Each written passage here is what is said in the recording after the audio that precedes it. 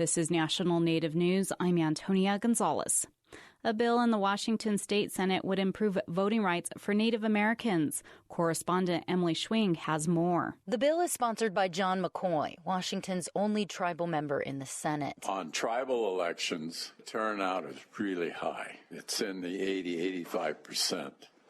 But when it comes to the off-reservation elections, it's down there with what the general public is doing in the low 30s, 25%. McCoy, a Democrat from Tulalip, says voting needs to be easier for tribal members. His bill would allow tribal members to use their tribal ID cards for voter registration, and they would be able to use non-traditional residential addresses in that process. Tribes could also request the governor designate state facilities on reservations for voter registration. It also addresses ballot pickup and return procedures on reservations. A companion bill in the State House has been proposed by Representative Deborah Lekanoff, a Democrat and tribal member whose district includes Bellingham and the San Juan Islands. I'm Emily Schwing reporting. A group of federal employees who serve tribal programs is suing the federal government because they are working without pay during the partial shutdown. From KJZZ's Fronteras desk, Laurel Morales reports.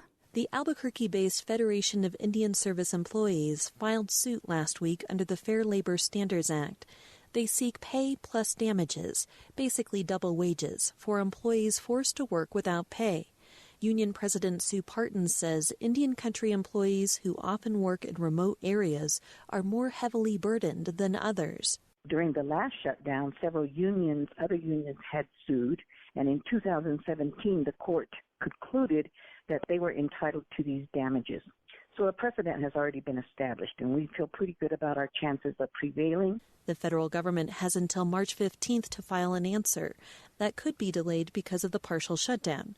In the meantime, the union is offering its workers an interest-free loan. For National Native News, I'm Laurel Morales in Flagstaff. In a press conference Wednesday, Phoenix, Arizona police announced the arrest of 36-year-old nurse Nathan Sutherland for the alleged sexual assault of an incapacitated woman at Hacienda Healthcare.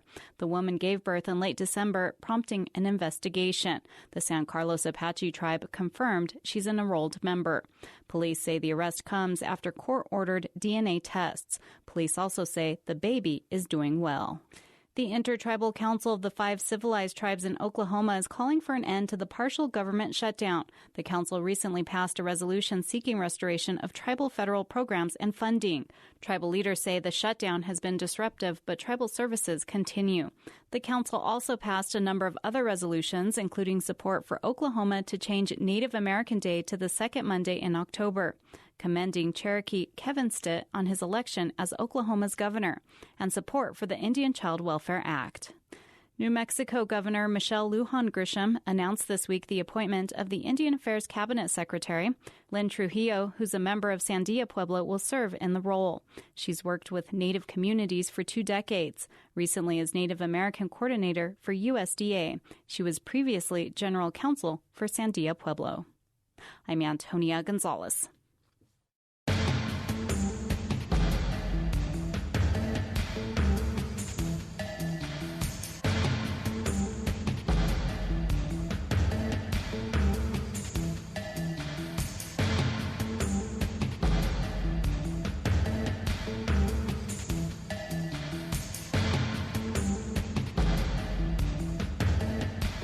National Native News is produced at the Annenberg National Native Voice Studios by Quantic Broadcast Corporation.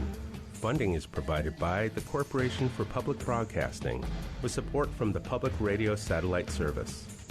Support by the University of New Mexico, the state's flagship research university, and a welcoming and inclusive community of learners. UNM is a destination university for the nation's Native and Indigenous undergraduate, graduate, and professional students. More at unm.edu.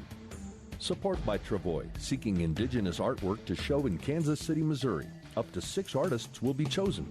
Application deadline is January 31st at travois.com/first-Fridays.